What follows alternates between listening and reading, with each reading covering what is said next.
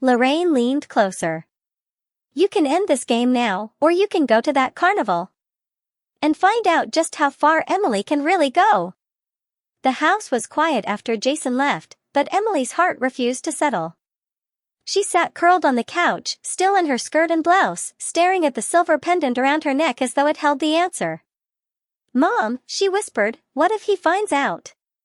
What if he realizes?" Lorraine sipped her tea with deliberate calm. "He won't. Jason sees what's in front of him, and right now, that's Emily. Not Tyler." Emily groaned, burying her face in her hands. "But a carnival? That's not like walking down the street or trying on a dress. That's hours. Crowds. Talking. What if I mess up?" Lorraine leaned forward, her eyes glinting with quiet determination. "Sweetheart, if you go, it won't just be about Jason. It'll be about you. You'll prove, once and for all, that you can live as Emily even if just for one night." Emily lifted her head, torn between dread and a strange, giddy thrill. "But why me? Why are you pushing this so hard?" Lorraine's expression softened. "Because I see something in you, Tyler. Something you've hidden from yourself. And maybe, just maybe, you need this chance to discover it." That evening, after Lorraine retreated to her study, Emily stood before her bedroom mirror. She pulled her hair down, touched the gloss still clinging faintly to her lips, and whispered, "Emily." The name fit too easily now. She tilted her head, practicing a shy smile, then a small laugh, then simply standing still as though waiting for Jason's gaze again. The thought made her cheeks warm. Jason hadn't seen through her. Not once. Instead, he'd looked at her like she mattered. Like she was real. And some hidden part of her craved that feeling again. The next morning, Lorraine surprised her with a garment bag hanging from the closet. "For Friday," she said simply. Inside was a soft sundress, sky blue, with a cinched waist and fluttering sleeves. Innocent but flattering. Paired with white sandals, it was the kind of thing that whispered rather than shouted. Emily touched the fabric, her breath hitching. "You actually expect me to go, don't you?" Lorraine smiled faintly. "I expect you to decide for yourself. But if you go, you'll need to be ready."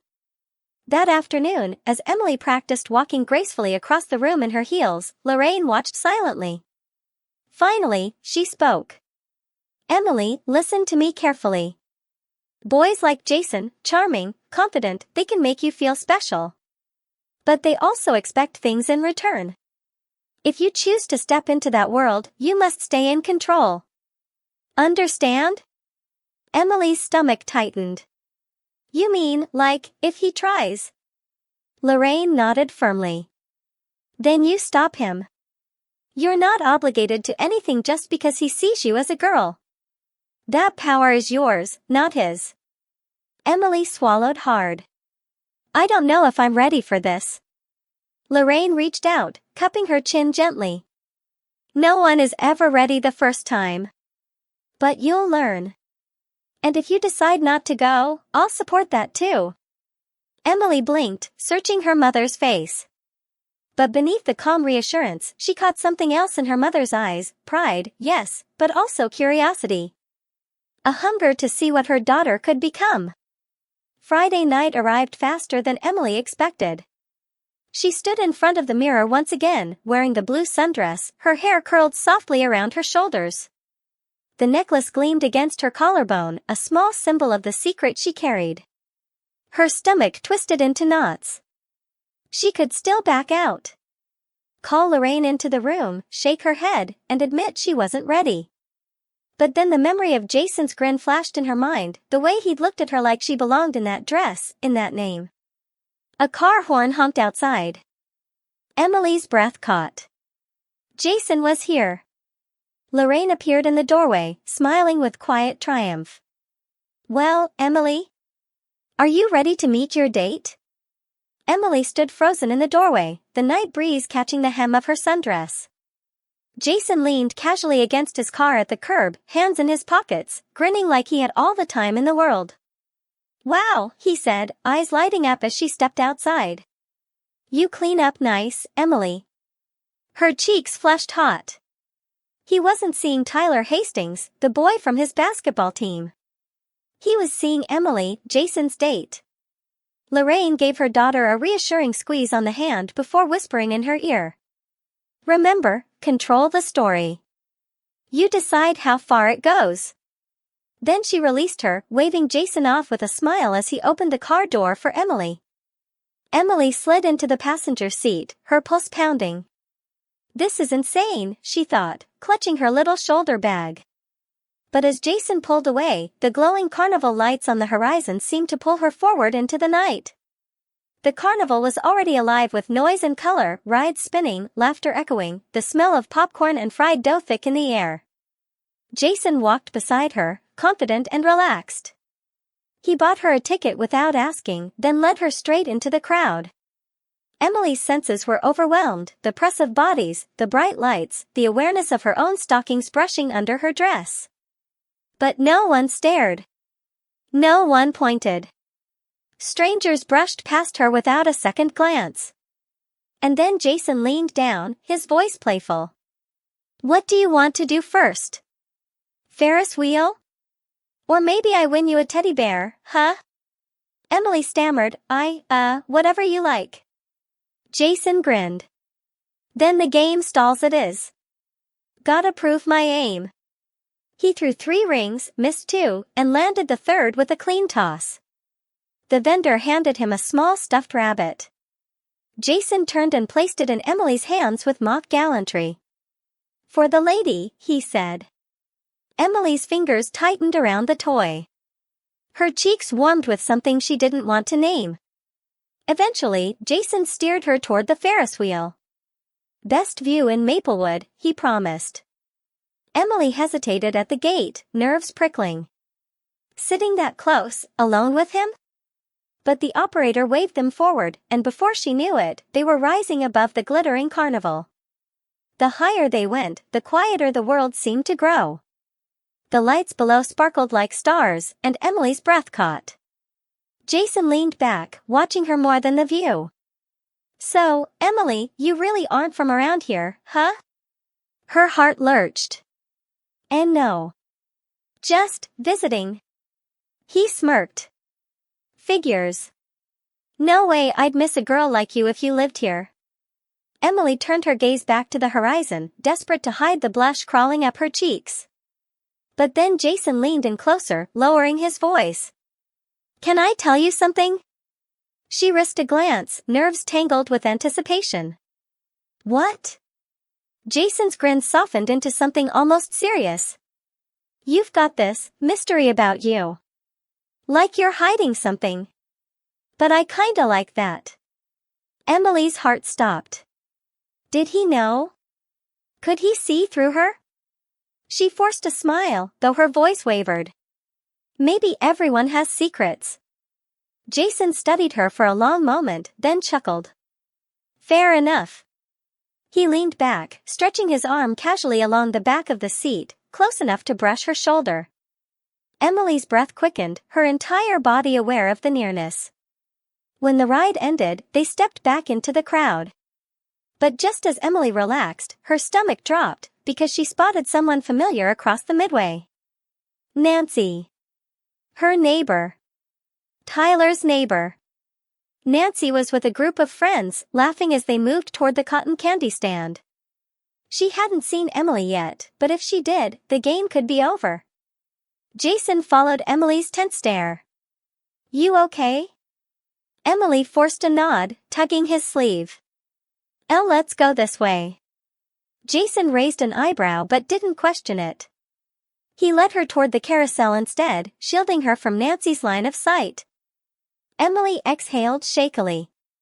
That had been too close. One slip, one wrong encounter, and the entire illusion could shatter.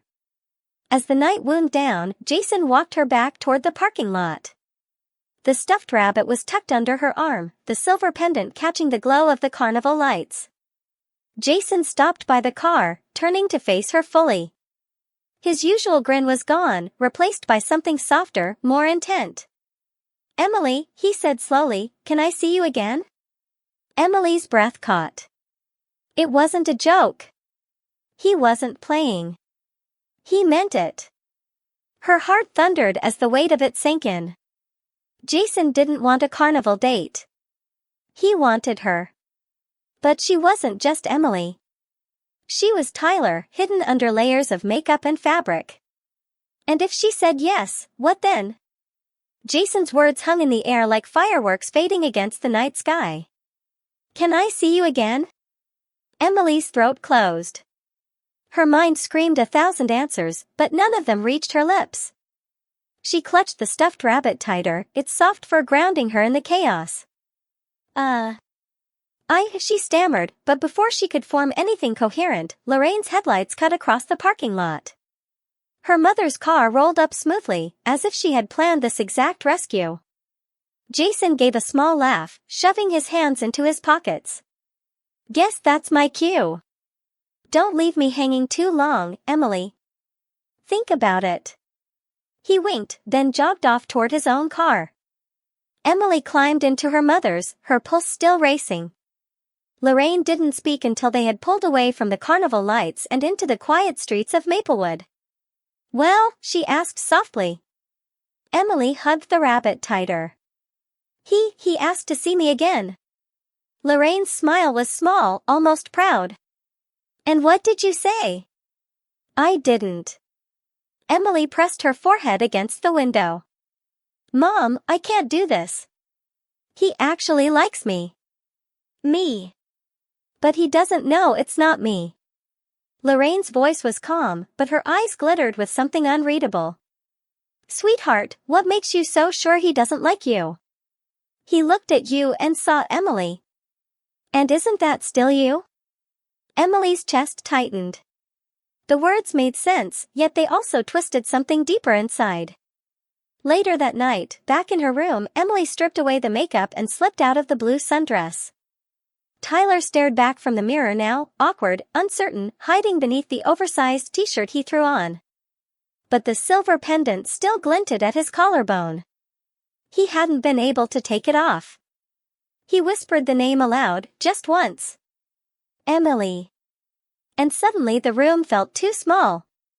The next morning, Emily dragged herself downstairs, expecting her mother to tease her about Jason. Instead, Lorraine was waiting at the table with a folder spread open. What's that? Emily asked cautiously. Lorraine looked up, her tone deliberately casual. Jason's mother called me. Emily froze. What? She wanted to know more about my niece. Apparently Jason hasn't stopped talking about you since last night. Lorraine closed the folder and fixed her with a steady gaze. So I told her Emily might be around longer than we thought. Emily's heart plummeted. Mom, no. You can't. What if someone finds out? What if Jason? Lorraine leaned forward, her voice low but firm.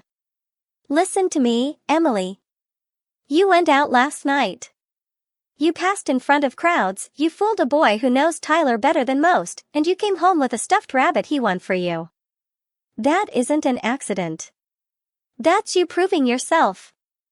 Emily swallowed hard, but Lorraine wasn't done. You wanted this to be a game. I thought so too. But it's not, sweetheart. You've stepped into something bigger. And now, her eyes softened, but there was no mistaking the steel behind them. You have to decide whether Emily is just a mask you wear, or someone you're willing to let exist beyond the mirror.